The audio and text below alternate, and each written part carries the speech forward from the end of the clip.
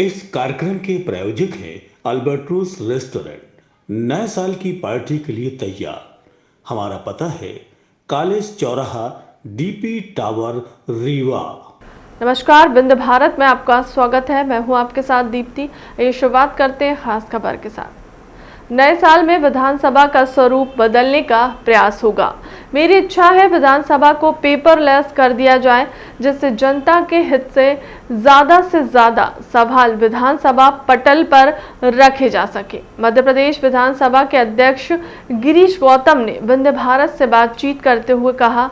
आइए आपको सुनाते हैं विंध्य भारत की टीम से बातचीत करते हुए विधानसभा अध्यक्ष ने और क्या कुछ कहा। नमस्कार, आप देख रहे हैं विंध्य भारत। मैं जावेद अंसारी राजेश विश्वकर्मा के साथ मैं मौजूद हूं विधानसभा अध्यक्ष गिरीश गौतम जी के पास। आज हम उनसे जानेंगे, समझेंगे 22 में क्या योजना और कुछ पुरानी बातों पे बात करेंगे। तो मेरा पहला सवाल यह है कि नए साल की आज शुरुआत है, नया सत्र प्रारंभ हुआ है, क्या है आपकी योजनाएं?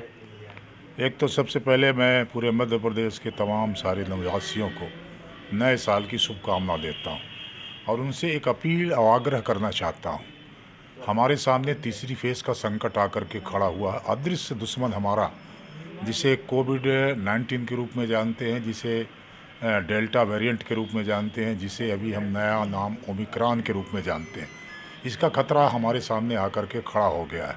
तो हमको उससे डरना नहीं है, उससे बचाव करना है, अपना बचाव करना है।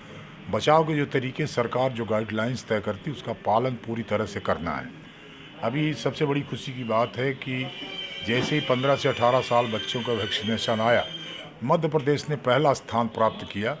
ये दिखाता है कि हमारे यहाँ के तमाम अभिभावक, तमाम लोग इसके प्रति सजग हैं और हमें भरोसा है कि आने वाले इस आक्रमण को हम पूरी तरह से सामना करेंगे और उसे परास्त करेंगे।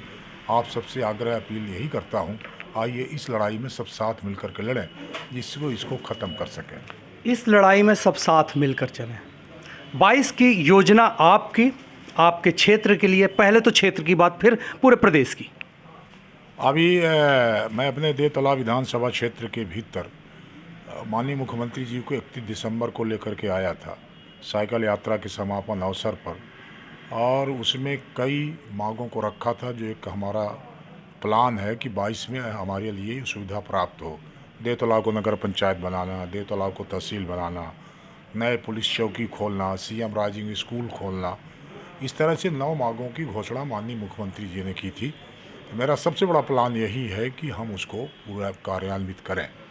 दूसरा, अभी जो सबसे बड़ा काम हुआ हमारा, एक तो 3 सड़कें हमको अभी बजट में, इसी पूरक बजट में प्राप्त हुई हैं, और माननीय गडकरी जी को भी धन्यवाद देना चाहता हूं कि उनने भी, हमने देवतलाव से नई गढ़ी की 16 किलोमीटर 800 मीटर की एक सड़क मांगी थी सीआरपीएफ फंड से, वो भी स्वीकृत हो गई, जिसका जल्द ही काम शुरू होने जा रहा है।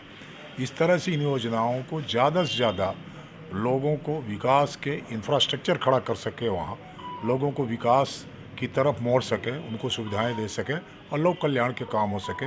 यही 22 का प्लान है हमारा। यही हमारा 22 का प्लान है। ये तो हुई क्षेत्र की बात। विधानसभा नए स्वरूप में इस बार नए साल में किस तरीके से दिखाई देगी, और जो कठिनाइयाँ आती, जो सवाल जवाब नहीं हो पाते, उसको किस तरीके से आप हैंडल करेंगे? एक तो बड़े प्लान को, जब साइकिल यात्रा का समापन 31 अक्टूबर को हमने किया था, तो बड़े प्लान हमने बताए थे। मैं फिर से कहना चाहता हूं कि विधानसभा के भीतर कई चीज़ों का हमने प्रयास किया, नवाचार शुरू करने का प्रयास किया कि कई चीज़ें नई हों, और उसी दिशा में आगे बढ़ने का काम कर रहा हूं। 2022 में हमारा प्लान ये है विधानसभा के भीतर कि विधानसभा को पूरी तरह से डिजिटल कर सकूं। ये जो पेपरलेस का जो बार बार आता, मैं विधानसभा को पेपरलेस कर दूं।